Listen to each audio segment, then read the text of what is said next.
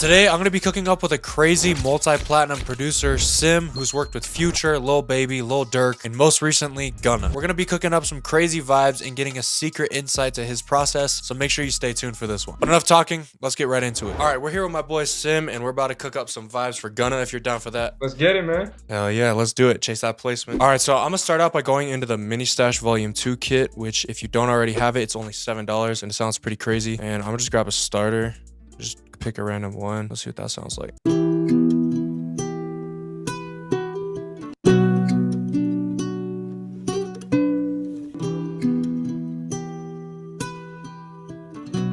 Alright, and then I'm going to go into the Mini Stash Analog Lab Bank right here and lay down some chords. One thing I like about the Mini Stash kit is, like, on these starters, the chords are labeled, so you don't even have to think about like trying to find what notes it is. Put down this chord, and then the next chord is B minor, so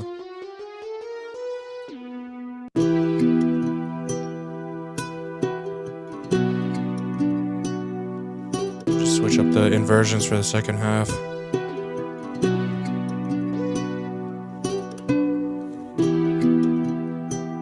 Alright, synth chords. Gotta stay organized. Hell yeah. I'm thinking maybe some kind of lead. I gotta see what key we're in first, but let's see what we can find.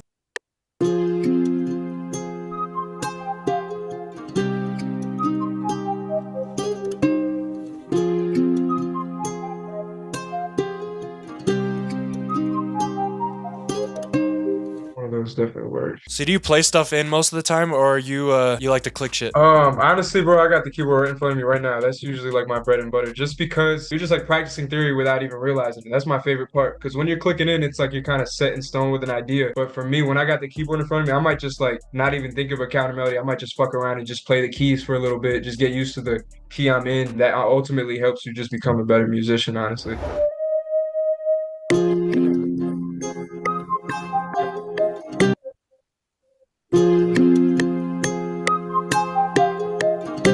And then even while I'm cooking, bro, sometimes I'll just keep changing the pitch just to keep my ears fresh.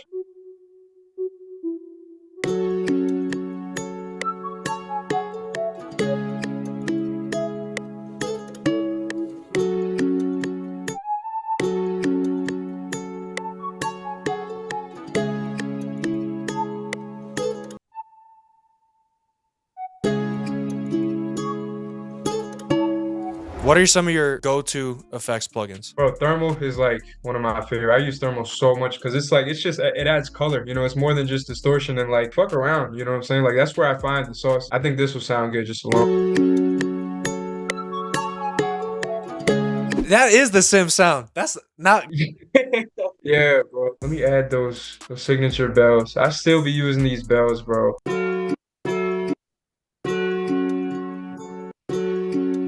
Real subtle, but you know, we'll kind of add on top of that one to really give it some kind of feel. What are some of the most underrated VST plugins that you don't really see people using that you use? Pigments, bro. I really like Pigments. I made Waterfall Flow, the one with Baby with Pigments, so it's definitely a good plugin for sure. If you guys like any of my Analog Lab banks, I make every preset almost on Pigments. Like it's sauce.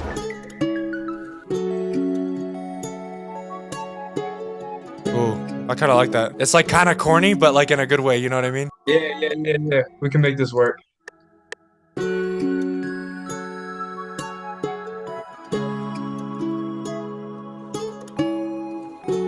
That's hard. I love it. Yeah. I need to get better at doing the call and response shit. Real quick, can you explain that like with the MIDIs, just because I feel like some people don't know what that means? So it's just spacing, you know, because like if you kind of look at these two, the synth pluck, let me put them together so everybody can really see them. Like the synth pluck and pattern 3, the one I just played. So pattern 3 is going to play, and then the synth pluck is going to come in, and then pattern 3 is going to play again. So it's kind of just like spacing. That's the most important thing in this, in sound selection.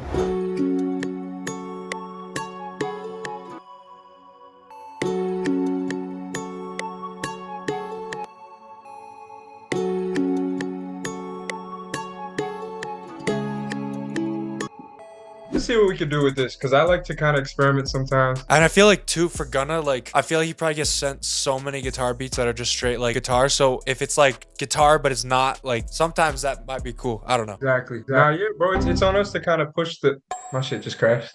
I hope this shit saved, bro. I'm fucking dead. All right, let me save this bitch before that happens again.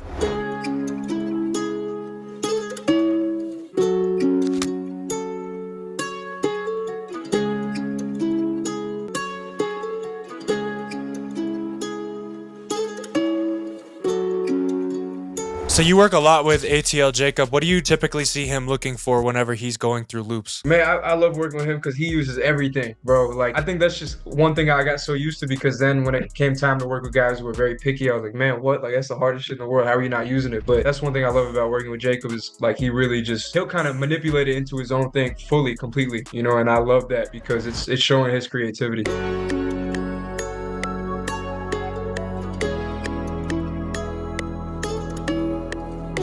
So you've also spent time in the room with like Future, Travis Scott working on stuff. How did those experiences of like being in the studio with Future kind of affect like how you make music, if it did at all? Oh, absolutely, bro. Honestly, it affected everything. It's funny because it's like the thing it affected isn't even like music. It's just like the overall inspiration and the overall just like knowing that this is what I'm kind of destined to do. You know, after those sessions, bro, like being in a couple times, you'll get the feeling right away, like, yeah, this is like you were chosen to do this. Like this process is meant for me, you know? Hell yeah. I'll just see if I can get some effects on the bed. See what I can come up with. This might fucking ear rape this shit. Let's do it. I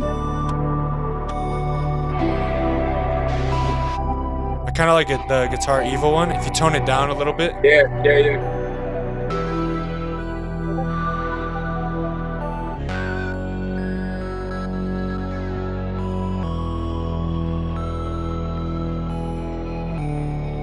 Ooh, you know what? The guitar might sound sick half sped for a section. I could hear it with that vocals. I need a little chop or some shit.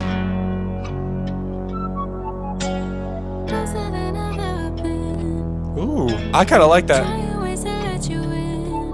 Again, I might just add some thermal just to give it a little bit more color. So that's your go-to for sure. It really is, bro. Like that process sound, you know, but again, sometimes I might just like put it on and then I might take it off. It's just trial and error. Like it's better to try different things and come with no result and go back than not even try something new at all. That's a gem.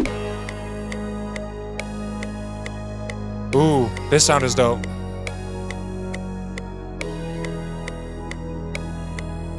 I like little altar board, all these little plugins too, bro. I love fucking with these.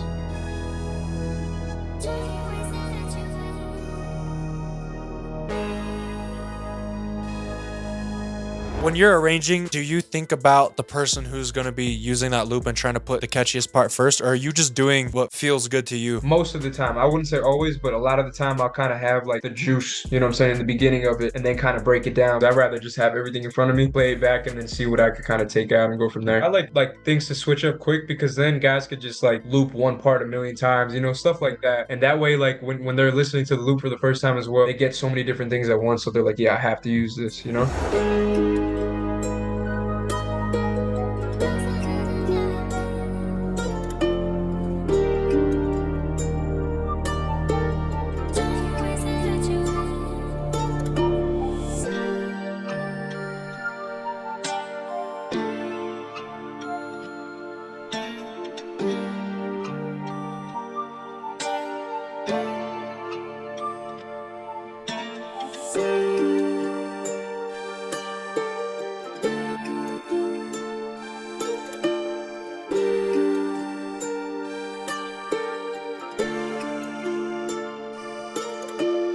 If you guys want to check out the $7 mini stash kit that we used to make this sample, just click the first link in the description down below.